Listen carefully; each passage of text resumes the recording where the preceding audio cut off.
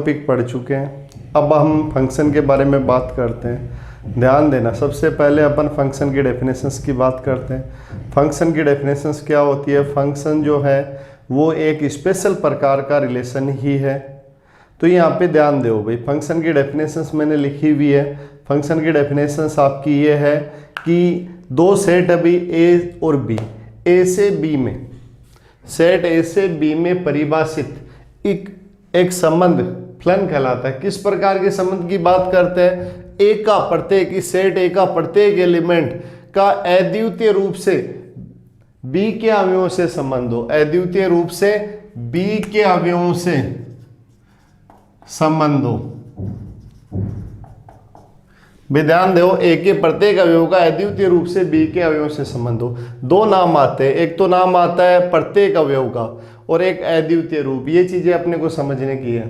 तो यहाँ पे अपन ने कुछ एग्जाम्पल लिए, उनसे अपन इन चीजों के बारे में अपन ध्यान देते हैं। एक तो नाम लिखा हुआ है अद्वितीय, एक के प्रत्येक एलिमेंट का संबंध होना चाहिए। मतलब इधर कोई भी एलिमेंट आपका खाली नहीं बचना चाहिए, इधर एलिमेंट खाली नहीं बचना चाहिए अपने पास फंक्शन होने के लिए।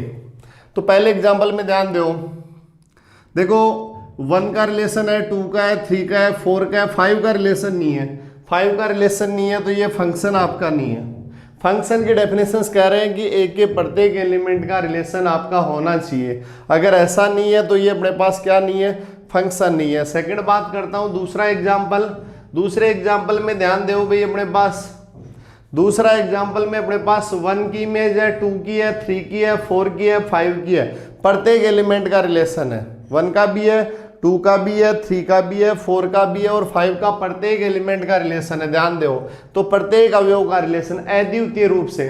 अद्वितीय का मतलब है जैसे मैंने ए, सेट ए के कोई भी एलिमेंट की दो इमेज नहीं होनी चाहिए। मतलब सेट ए का कोई भी एलिमेंट दो अवयवों से संबंध आपका नहीं रखना चाहिए। भाई 1 ए के एलिमेंट से संबंध रख रहा है, ए से 2 भी ए के एलिमेंट से संबंध रख रहा है, ए से 3 भी ए के एलिमेंट से संबंध रख रहा है, ए से 4 भी ए के एलिमेंट से संबंध रख रहा है, ए से, और 5 भी ए के एलिमेंट से संबंध रख रहा है, ए से। तो ये जो फंक्शन है, ध्यान देना, ये फंक्शन आपका किस प्रकार का है भाई? रिलेशन है। ध्यान देना, सॉरी, ये रिलेशन आपका किस प्रकार का है? फंक्शन है। दोनों कंडीशंस को आपको फुलफिल कर रहा है। यहां पर इसमें ध्यान दो, सभी का रिलेशन तो है थर्ड में, 1 का, 2 का, 3 का, 4 का, 5 का, सभी का रिलेशन है। लेकिन देखो 1 का अद्वितीय रिलेशन नहीं है। मतलब 1 का दो अवयवों से संबंध है, ए और बी से, जबकि यहां पर ए के अवयव से संबंध हो सकता है। प्रत्येक एलिमेंट का अपने पास क्या होना चाहिए? प्रतिबिंब होना चाहिए, प्रत्येक एलिमेंट का संबंध होना चाहिए और अद्वितीय संबंध होना चाहिए। ए के प्रत्येक एलिमेंट का अद्वितीय संबंध होना चाहिए। तो ये अपने पास क्या नहीं है? फंक्शन नहीं है। क्या नहीं है भी? ये फंक्शन का आपका एग्जाम्पल नहीं है। आगे बात करता हूं, यहां पे ध्यान दो। अब ध्यान दो भी, F4 1 की इमेज और 2 की इमेज एक है, इससे कोई फर्क नहीं पड़ने वाला भाई। यहां पे देखो 1, पहली बात ये देखो, प्रत्येक एलिमेंट का रिलेशन है क्या? 1 का भी है, 2 का भी है, 3 का भी है, 4 का भी है, कोई दिक्कत नहीं। ऐसा तो नहीं है ए में ऐसा तो नहीं है कि कोई एक एलिमेंट दो एलिमेंट से रिलेशन रखता है। 1 एक एलिमेंट से रख रहा है, 2 भी एक एलिमेंट से रख रहा है, 3 भी एक एलिमेंट से रख रहा है, 4 भी एक एलिमेंट से रिलेशन रख रहा है, तो ये फंक्शन है।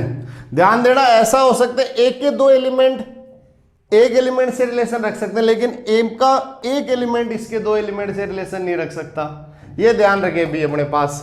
F4 ध्यान देना, 2 और 3 कोई प्रॉब्लम नहीं है। यहां पे प्रत्येक एलिमेंट का रिलेशन है और प्रत्येक एलिमेंट का बी के एक एलिमेंट से रिलेशन है, अद्वितीय एलिमेंट से रिलेशन है। तो ये अपने पास क्या है भाई? फंक्शन है। ये नॉर्मल सी डेफिनेशंस आपकी फंक्शन की। फंक्शन की डेफिनेशंस क्या है भाई? आपका फंक्शन होगा कब? जब ए, सेट ए है, ए के प्रत्येक एलिमेंट का बी के अद्वितीय एलिमेंट से आपका क्या होना चाहिए? रिलेशन होना चाहिए। अगर ऐसा है तो आपका जो रिलेशन है वो अपने पास क्या है? फंक्शन है, अन्यथा फंक्शन नहीं है। तो ये बात हुई फंक्शन की। फिर इसके बाद में आगे बात करते हैं। अब ध्यान दो, सेट ए को अपन क्या कहते हैं?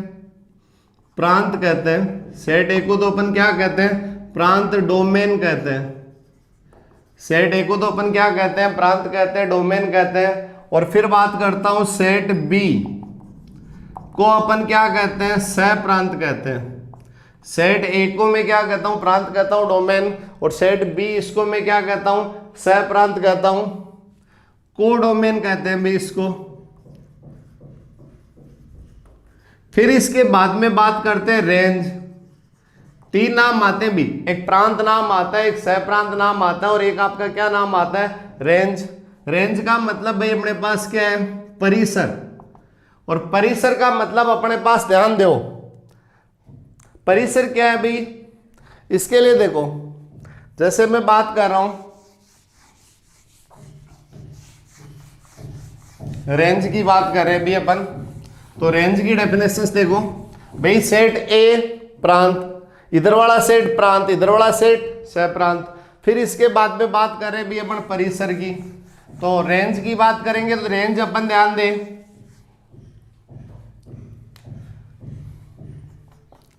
रेंज की डेफिनेशंस, परिसर रेंज, इसकी डेफिनेशंस क्या है, सह प्रांत, ध्यान दो, सह प्रांत के उन अवयवों का समुच्चय,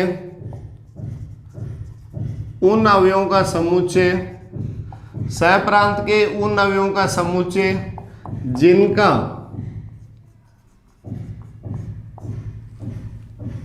प्रांत के अवयवों से संबंध है, प्रांत के अवयवों से संबंध है। ध्यान दो, मतलब ध्यान दो, एलिमेंट किसके लेने हैं, आगे वाले के लेने हैं। जैसे मेरे पास एग्जांपल है ए, ये बी, 1 2 3 4 ए बी सी, ये अपने पास एफ है। परिसर की बात कर रहा हूं, परिसर में एलिमेंट किसके आएंगे, ये तो अपने पास प्रांत, ये तो अपने पास क्या है, प्रांत, ये अपने पास क्या है, सह प्रांत। ध्यान दें, इधर वाला ये प्रांत है, ये अपने पास क्या है, सह प्रांत है।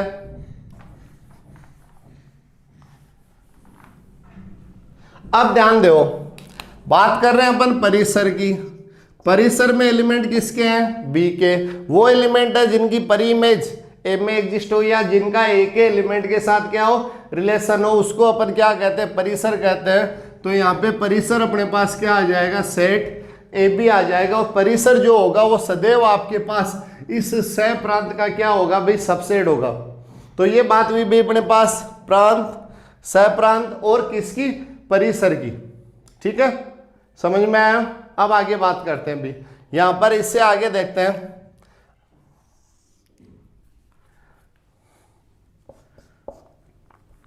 जब एफ ए से बी में फलन है, एफ अपने पास ए से बी में क्या है, फलन है, तब इसे एफ ए टू बी प्रदर्शित करते हैं। ये मैथमेटिकल सिंबल है आपका फंक्शन को लिखने का भाई। एफ अगर ए से बी में फंक्शन है तो अपन मैथमेटिकल परिभाषा आपकी कि f is function from A to B पढ़ते हैं, इसको से प्रदर्शित करते हैं।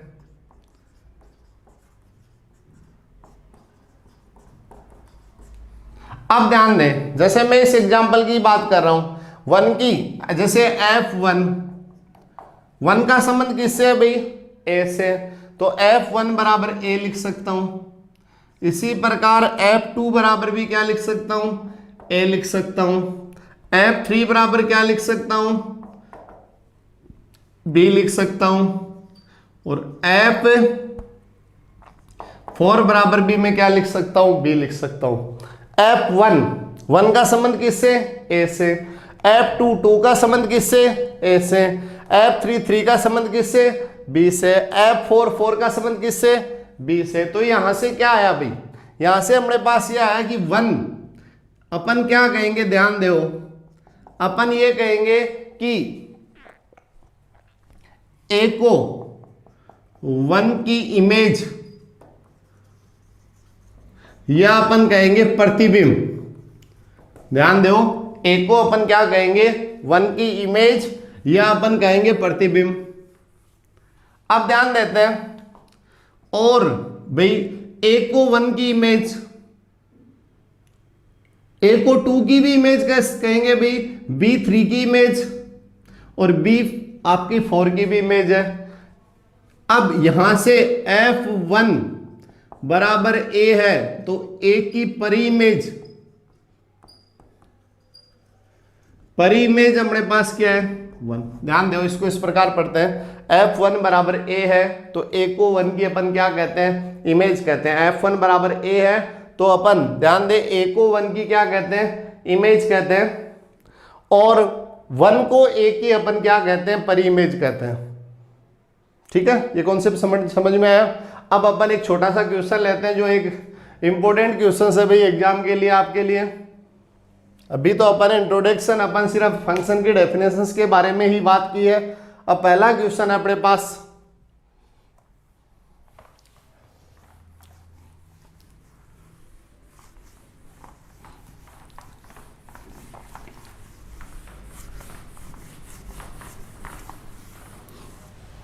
अब ध्यान दे,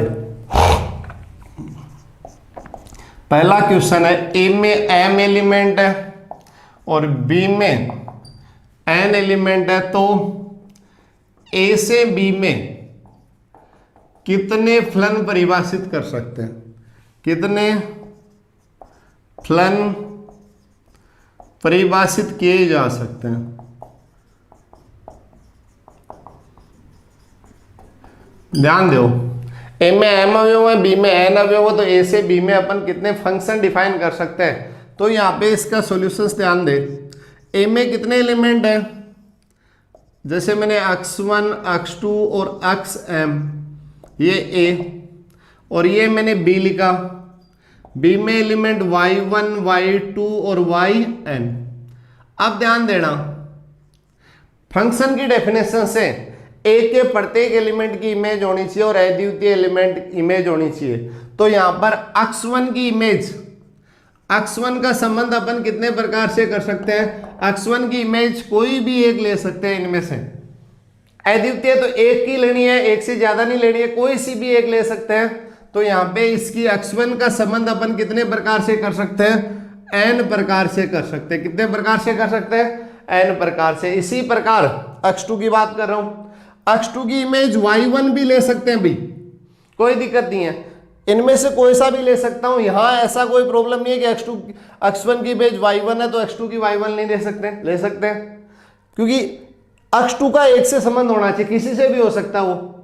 तो यहाँ पे x2 का संबंध या x2 की इमेज कितने प्रकार से ले सकते हैं, n प्रकार से। और इसी प्रकार xm की इमेज, xm की इमेज अपन कितने प्रकार से ले सकते हैं, n प्रकार से ले सकते हैं। फलतः ध्यान दें, तो a से b में फलन कितने प्रकार से परिभाषित कर सकते हैं, ये आपके पास आ जाएगा n गुणा कितनी बार होगा, कितनी बार n गुणा होगा, m बार गुणा होगा, n गुणा कितनी बार गुणा होगा, m बार। इसका मतलब अपने पास क्या आंसर आ गया, n की पावर m। क्या आंसर आ गया, n की पावर m, या number of element of b की power number of element of a, number of element of b की power number of element of a। ये आपका क्या हो गया, इस क्वेश्चन का आंसर हो गया। बहुत अच्छा क्वेश्चन है। ए में m एलिमेंट है, b में n एलिमेंट है, तो a से b में अपन कितने फलन परिभाषित कर सकते हैं, और कितने फलन अपन परिभाषित कर सकते हैं भाई, number of element of b की power number of element of a। जैसे भी एग्जांपल अपने पास ये है, मैं कहूं a में 5 एलिमेंट है, b में 2 एलिमेंट है, तो अपन फलन कितने परिभाषित कर सकते हैं, number of element of b की power number of element of a, number of element of b की power number of element of a। और ये 2 की पावर 5, ये इसका क्या हो जाएगा, आपका आंसर हो जाएगा। अगर वीडियो अच्छा लगे पहले आप इसका स्क्रीनशॉट ले लें।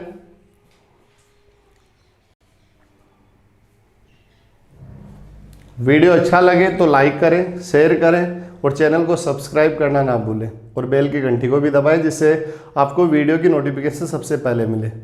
अब इससे अगले वीडियो में अपन बात करेंगे। अगले वीडियो में अपन निकालना सीखेंगे किसी फंक्शन का अपन प्रांत और परिसर किस प्रकार ज्ञात करते हैं। और एयरफोर्स हो चाहे आपका फर्स्ट ग्रेड हो चाहे सेकंड ग्रेड हो, सभी एग्जाम में आपका प्रांत ज्ञात करने का एक क्वेश्चन आपको मिलता है। तो अगला वीडियो देखना आप ना भूलें। धन्यवाद।